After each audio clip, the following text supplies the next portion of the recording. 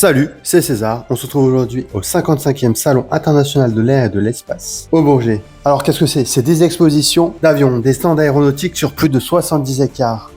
Et bien sûr, des démonstrations de vol incroyables. Plus de 300 000 spectateurs sont attendus. Ce salon du Bourget permet de remettre la France sur le plan aéronautique et spatial à sa place souveraine, notamment avec les grands acteurs comme Airbus, Dassault Aviation, Safran, Thales, mais aussi avec de nombreuses startups comme Flying Whales, Opus Aerospace, Ascendance. Sur ce salon, on apprend énormément sur l'aéronautique grâce à tous les stands qui sont dans les halls qui montrent les nouveautés, les innovations et aussi lors de conférences autant sur l'aéronautique que sur le spatial. Et je vous laisse découvrir au fur et à mesure de cette vidéo tout ce que nous pouvons retrouver au salon du Bourget.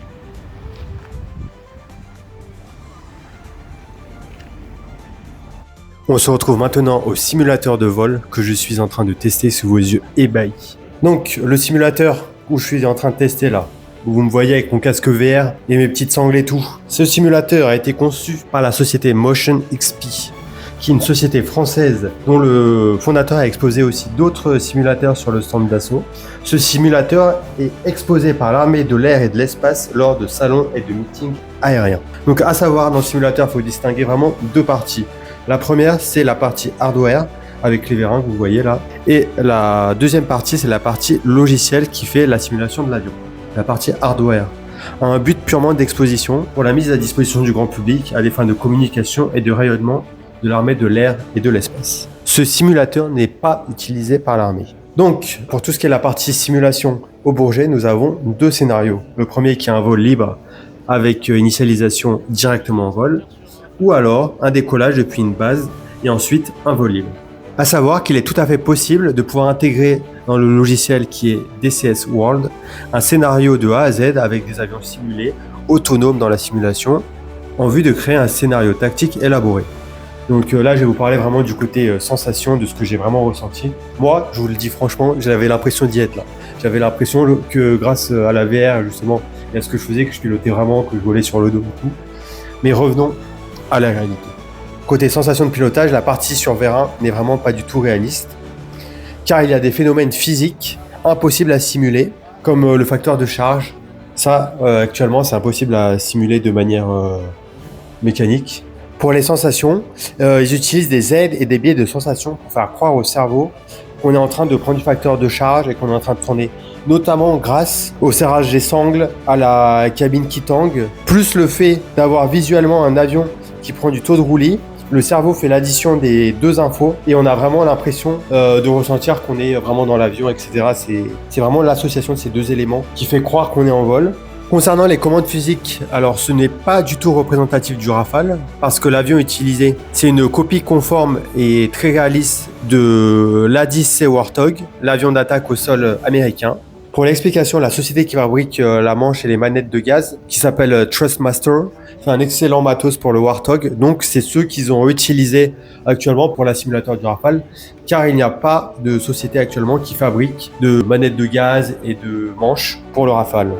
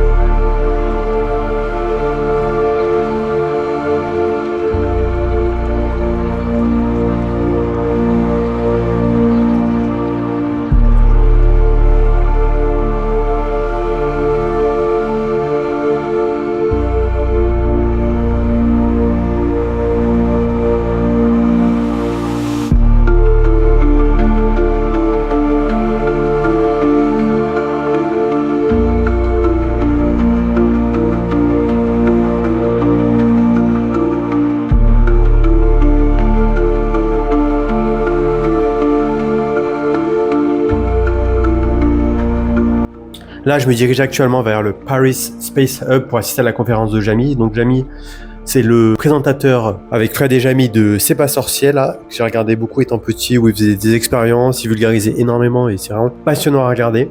Voilà, c'est les émissions pour apprendre en s'amusant et c'est vraiment très intéressant. Je recommande C'est pas sorcier et C'est la vie là pour apprendre le corps humain. Et donc oui, c'était sur la conquête spatiale. Il a également parlé des défis, les nouveaux défis qu'il y a dans le spatial avec des invités vraiment très intéressants. Et après la conquête lunaire, quels sont les prochains défis à la conquête lunaire, notamment par rapport à la face cachée de la Lune, où il fait vraiment très très froid. Rien à voir avec les Transformers et la face cachée de la Lune.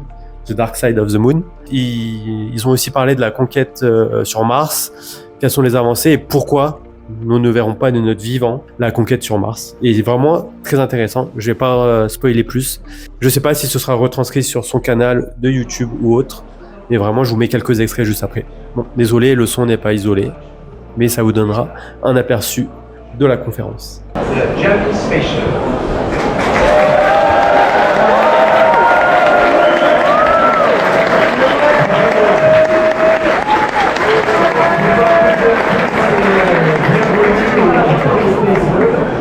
Merci d'avoir pris un peu de votre temps pour assister à cette conférence au cours de laquelle on va parler de la conquête de l'espace.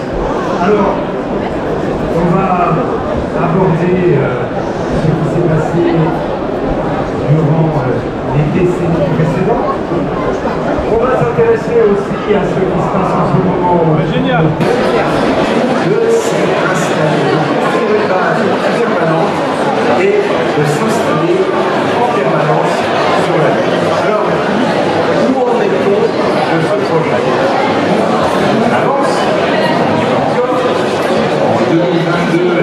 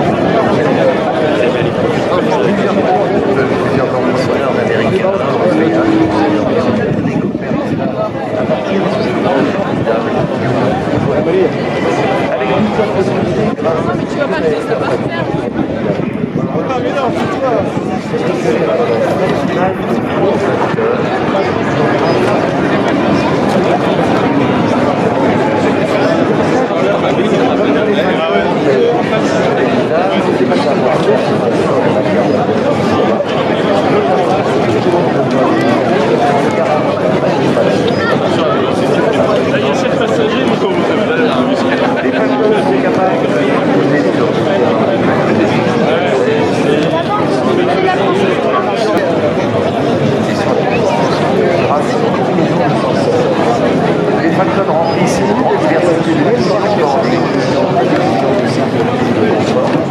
mais également l'efficacité au service des opérateurs. Les facteurs qui roulent l'avion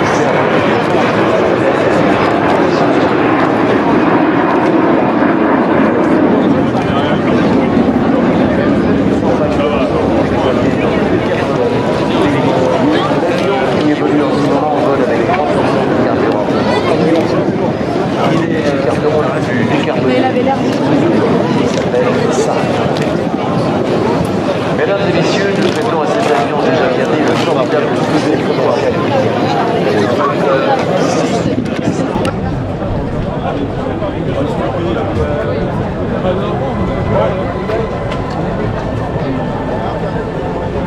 Continue à se diriger par là-bas.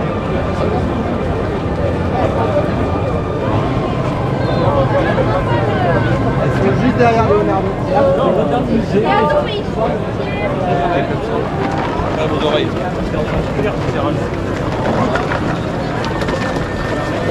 On va avoir des boulets, on ne sait pas se voir.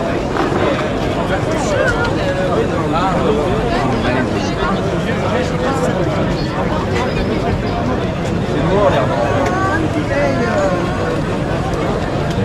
C'est loin.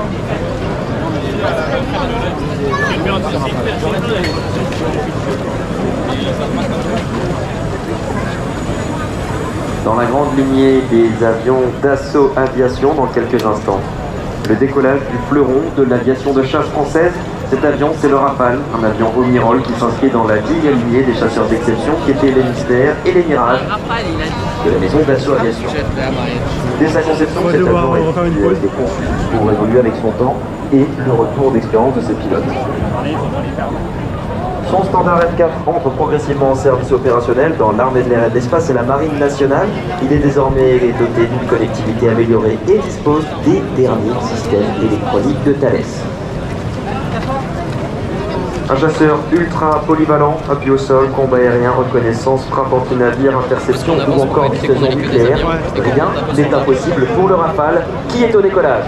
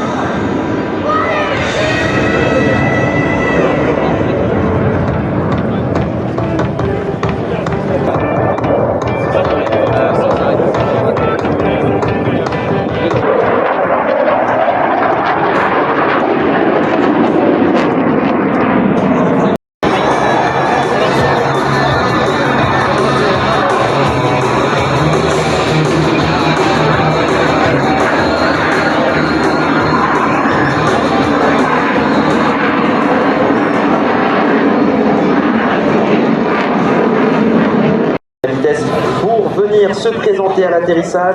Le Rafale Solo Display, son pilote, le capitaine Mimous, son coach, le capitaine Bubu, et surtout l'ensemble des mécaniciens de la 4e escadre de chasse située sur la base aérienne de Saint-Dizier vous salue. Il souhaite aujourd'hui présenter également l'engagement quotidien des aviatrices et aviateurs qui œuvrent, à l'instant où on se parle, aux 4 coins du monde. À l'atterrissage. Pour avoir un petit peu plus de charge utile disponible. D'ailleurs, cette motorisation, ensuite, les Américains l'ont tellement appréciée qu'ils l'ont récupérée sur leurs propres appareils. You're my baby.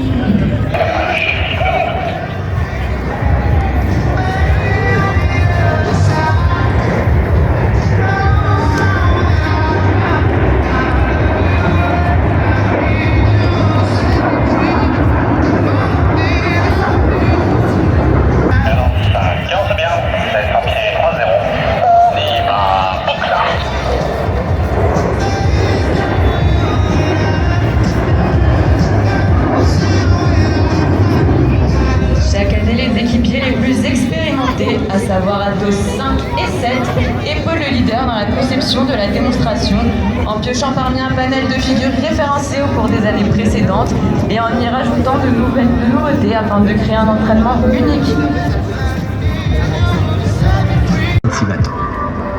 Le record est officialisé par la Fédération Aéronautique Internationale depuis un mois. Mais depuis 3 ans, Batistou a accumulé plus de 250 heures de vol. Il a parcouru plus de 12 000 km sans jamais avoir branché Solex à une prise de courant. Les panneaux solaires, on les voit sur les ailes, et les ailes des planeurs que vous allez voir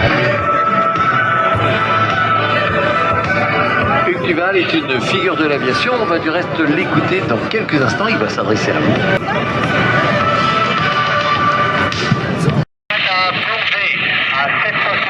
Pour la première figure, un double tonneau devant vous. Je vous souhaite un bon spectacle et vive l'aéronautique.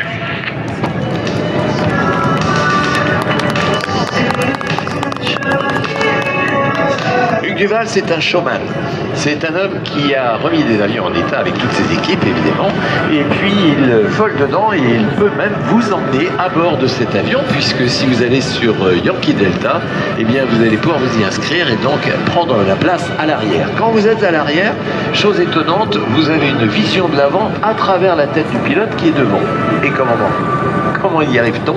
Eh bien, tout simplement parce qu'il y a un périscope qui permet à l'instructeur de l'arrière de voir tout ce qui se passe à l'avant. C'est assez étonnant et justement ça permet une excellente vision à bord de cet avion qui peut être en solo ou qui peut au contraire voler à 5 en patrouille.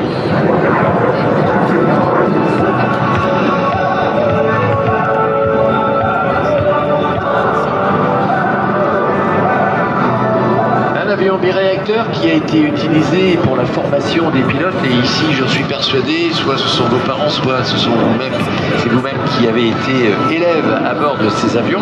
Le Fouga Magistère, un avion qui parle donc, puisque dans l'armée de l'air ou la marine, il a été cet avion ou de formation ou d'utilisation, y compris en combat aérien, puisque cet avion était équipé de 2 mitrailleuses de 7 mm et même du bombardement avec 2 bombes de 50 kg, avec des attaques au sol lorsqu'il était équipé de lance-roquettes. Bref, c'est un avion qui reste mythique. Aujourd'hui, Hugues Duval aux commandes de cet avion. Un avion qui a décollé avec des couleurs bleu, blanc et rouge. Et cet avion, il peut être à la couleur de ce que vous voulez. Et si on se rappelle l'arrivée de ces 5 c'est bien plus qu'un avion, c'est une sentinelle.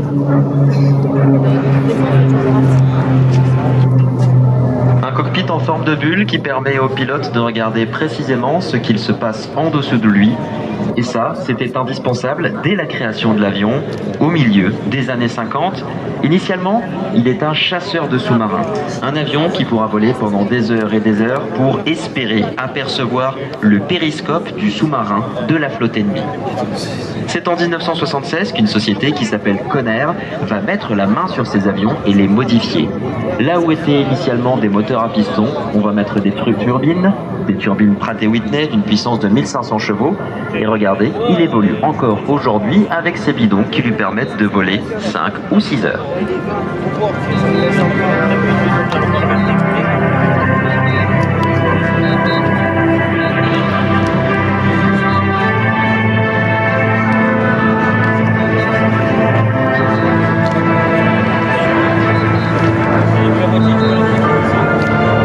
Il y a deux types d'avions bombardiers d'eau. Les premiers sont des hydravions, c'est notamment la famille des Canadair, et il y en a un qui est exposé juste là, au musée. Et la deuxième catégorie ne peut pas écoper, elle ne peut pas aller récupérer directement de l'eau sur un lac. On va appeler cela le gué aérien. Le gué aérien, c'est mettre dans un avion, ce tracker, 3300 litres d'eau ou bien de retardant, et l'avion, lui, va faire des hippodromes, des cercles dans le ciel à une altitude d'environ 6000 mètres, pour venir, s'il le faut, intervenir en tout premier sur un feu de forêt.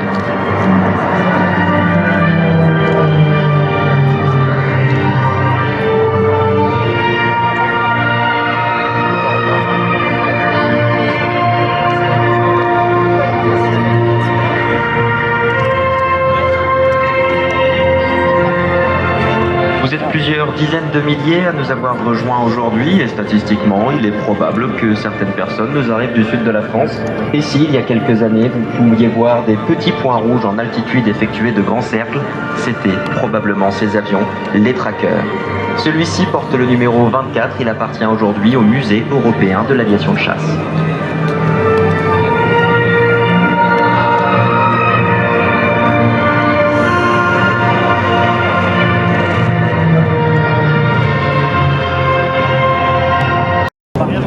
On voit ces soutes sur les grands écrans, on en profite pour saluer le travail de nos amis Céline et Frédéric à la réalisation. Vous les voyez, ces soutes sont ouvertes initialement lorsque cet avion était encore un bombardier. Elles abritaient différents types de bombes. Aujourd'hui, elles sont dédiées à 3300 litres.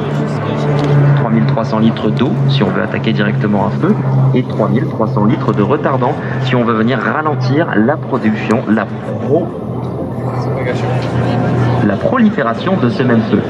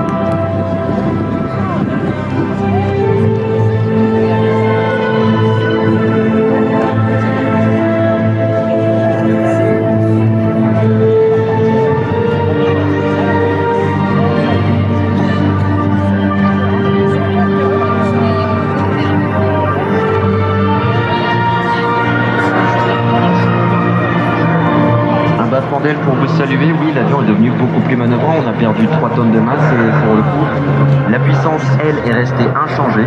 On se retrouve donc avec un avion qui est beaucoup plus manœuvrant. Et aujourd'hui, il est piloté par Axel Ballard, un ancien pilote de l'armée de l'air, il était pilote sur Mirage 2000. Il veut également saluer le travail de son mécanicien, qui est lui toujours mécanicien au sein de la sécurité civile sur la base de Nîmes. Il s'appelle Pépito.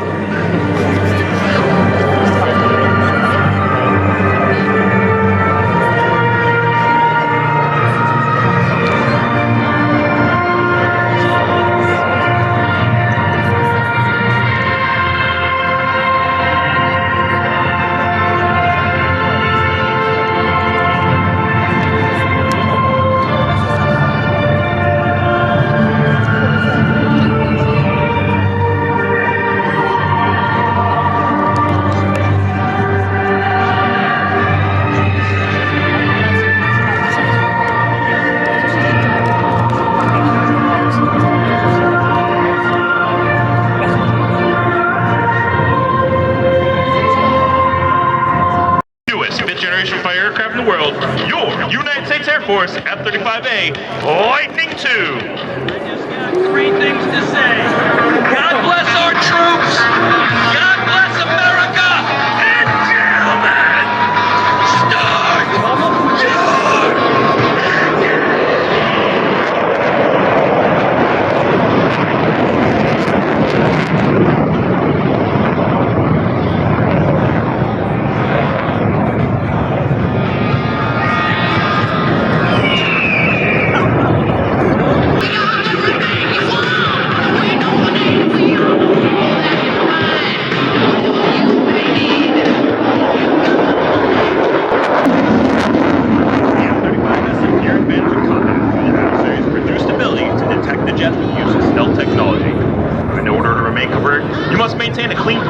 By carrying your payload internally.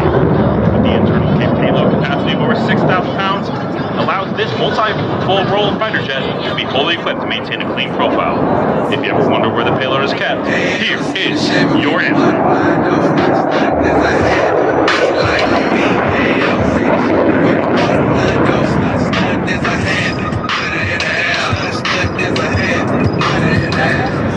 In a dogfight, combat maneuverability is crucial. The Lightning II's advanced flight controls, combined with its powerful engine, gives the F-35 an impressive 1,500 foot turn radius. As Major Klusner approaches Show Center, she will light the afterburner and bank sharply, pressing her in a seat with up to 9 Gs or 9 times the force of gravity. After completing the turn, the F-35 will power straight to a vertical climb, and then quickly change direction, flipping end over end, in a maneuver we call the Lightning Loop. From the left, Lightning II's combat radius turn.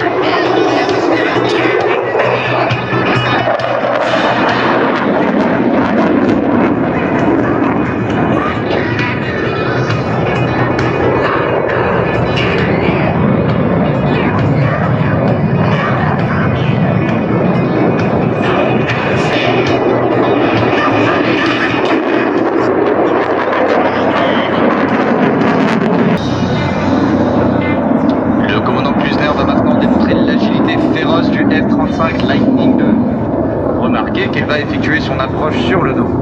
Alors qu'elle atteindra le centre du volume, elle va effectuer un tonneau à 360 degrés pour finir encore sur le dos. De votre droite vers votre gauche, le commandant Klusner arrive pour le passe d'eau.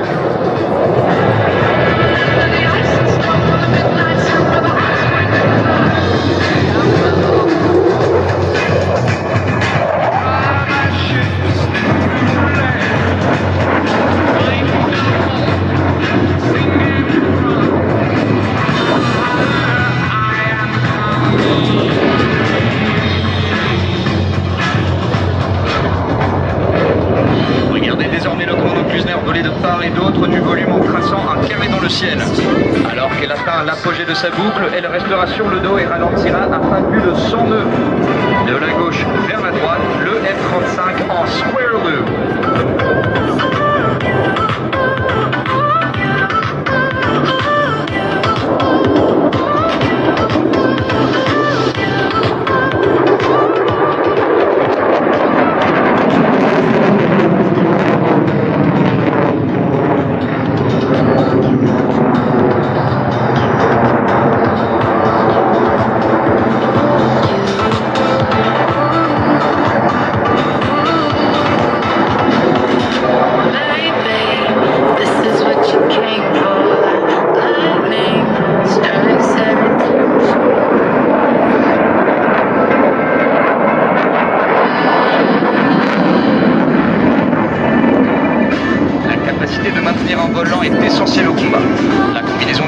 Sophistiqué avec un moteur surpuissant permet au F-35 de réduire sa vitesse à moins de 100 nœuds. De votre droite vers votre gauche, le commandant Klusner va démontrer le vol lent du F-35. Et alors qu'elle approchera le centre du volume, vous allez de nouveau ressentir la puissance déchaînée du moteur alors qu'elle mettra la post-combustion et accélérera dans une montée quasi verticale. Every time I take a ride, I feel alive with nowhere to go. I'm the king of the road, you're the queen of my throne. Riding out late night, satisfied whenever we roam. Star of the show.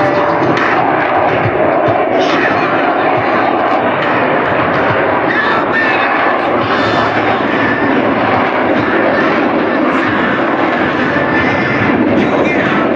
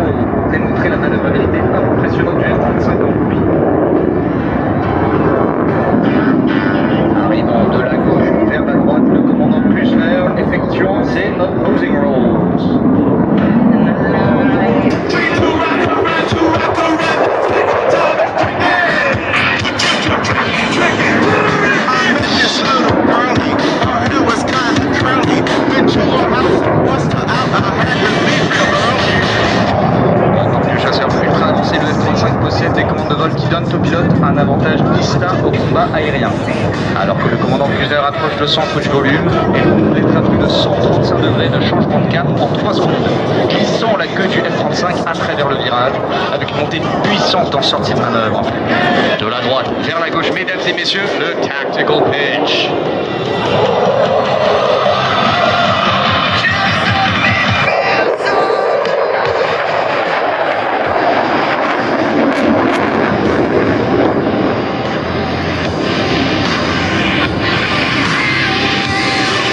Mayor's Lane would like to give a shout out to our expert maintenance team that made today's demonstration possible.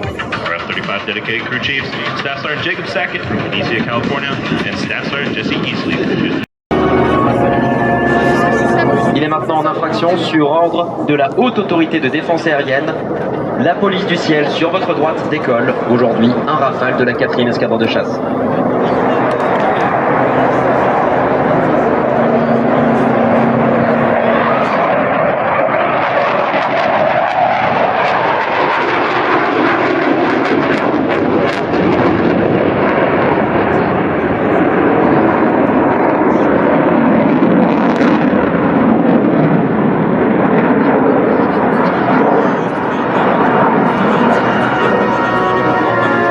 À ces commandes de vol électriques et surtout à l'entraînement quotidien des pilotes des escadrons de chasse de l'armée de l'air et de l'espace, le Rafale, malgré sa capacité de vol supersonique, va pouvoir réduire sa vitesse à environ 200-250 km/h pour venir arraisonner cet avion. Vous le voyez, c'est en face de vous.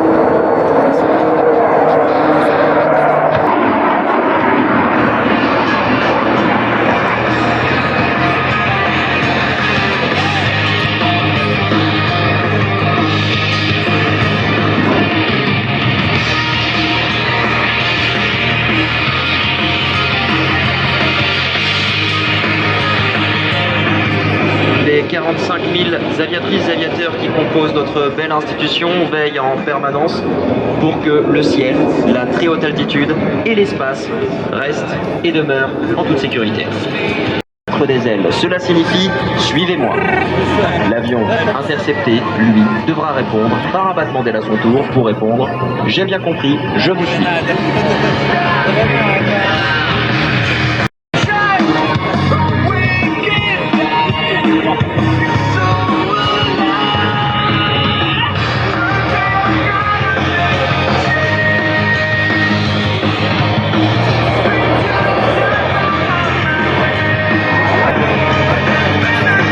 L'avion tempère.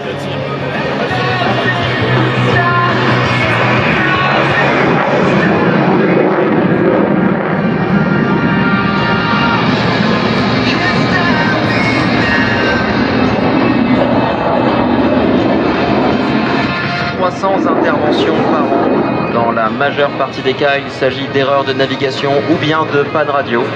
Mais en cas d'interception réelle, l'armée de l'air et de l'espace serait absolument prête et résolue à intervenir.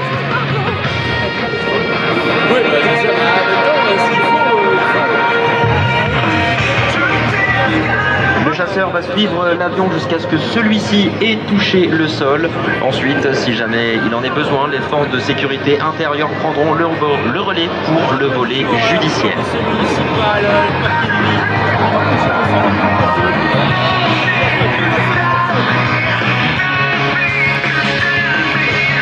The most advanced multi-role combat aircraft in the world, the Eurofighter Typhoon. My name is Bookie, I go by Bookie and you can call me Bookie. I'll be your narrator throughout the demonstration. Today's display is brought to you by our display pilot, Lieutenant Colonel Bam Bam from the Tactical Air Wing 31 located in Cologne. Watch now as the pilot unleashes the Typhoon's full performance envelope. High G turns, vertical climbs, lightning fast rolls, and signature low passes that will shake the ground beneath you. This is not just a fighter jet. This is a demonstration of air superiority at its finest. Ladies and gentlemen, the Eurofighter Typhoon.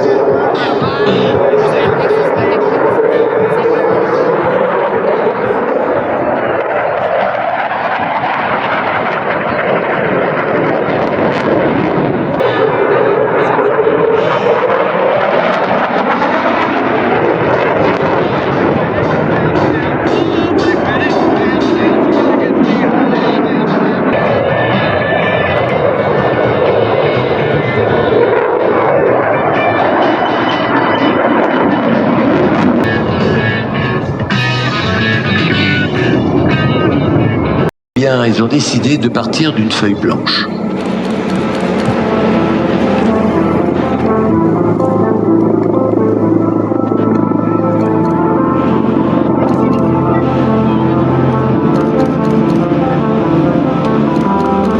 De ces novateurs intégraux, il en est un qui vient de décoller, il s'agit de Beta.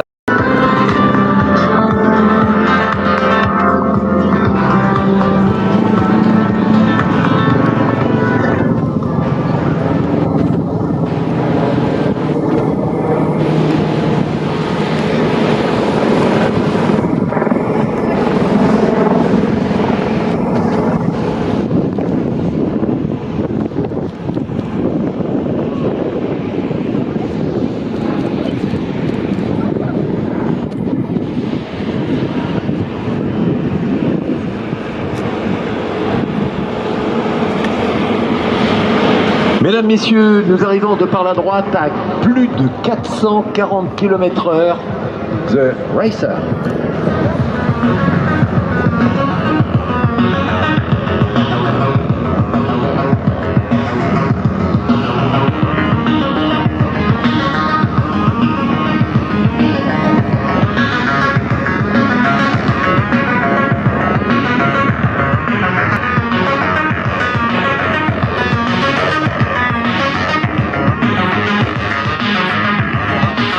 Lignée de ces concepts révolutionnaires, Airbus Hélicoptère, pour la première fois, vous présente son nouveau démonstrateur.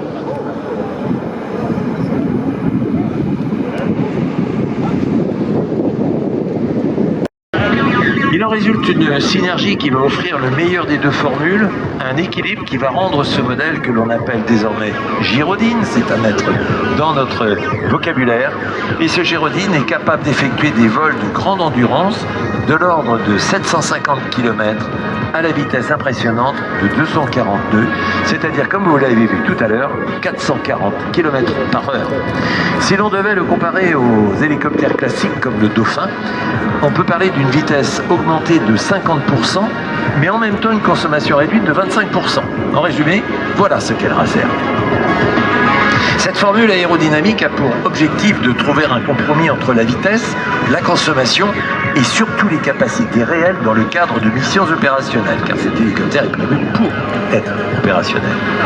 Deux turbines qui lui permettent d'atteindre ces hautes plages de vitesse. Malgré tout, il est capable d'évoluer sur un seul moteur et notamment en régime de croisière économique.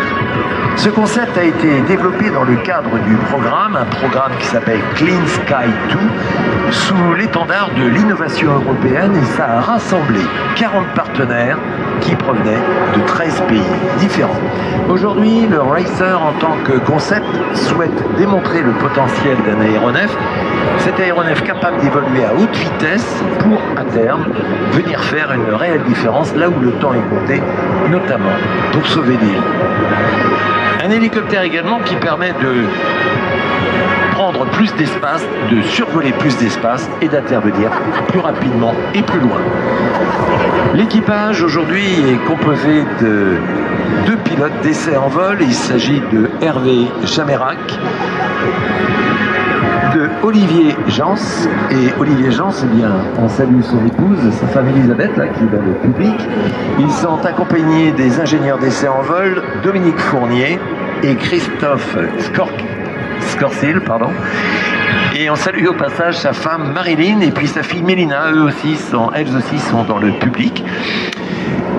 Hervé Jamérac, Dominique Fournier, ils ont déjà vécu une aventure ensemble puisqu'ils ont été sur le programme du X-Cube.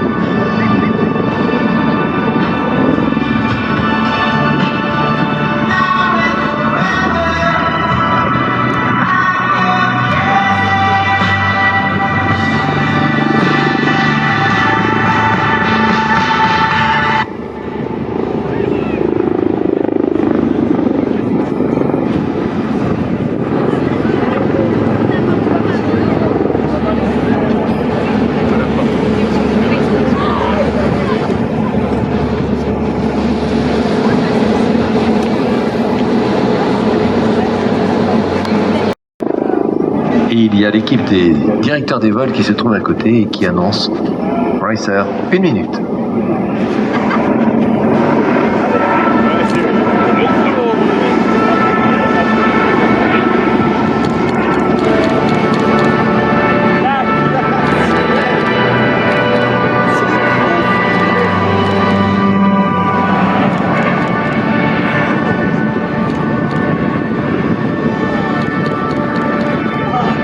Dieu, ce qu'il est beau cet hélicoptère. Il est magnifique. Non seulement il est magnifique par ses formes, par sa structure, mais également par sa décoration, par les hublots.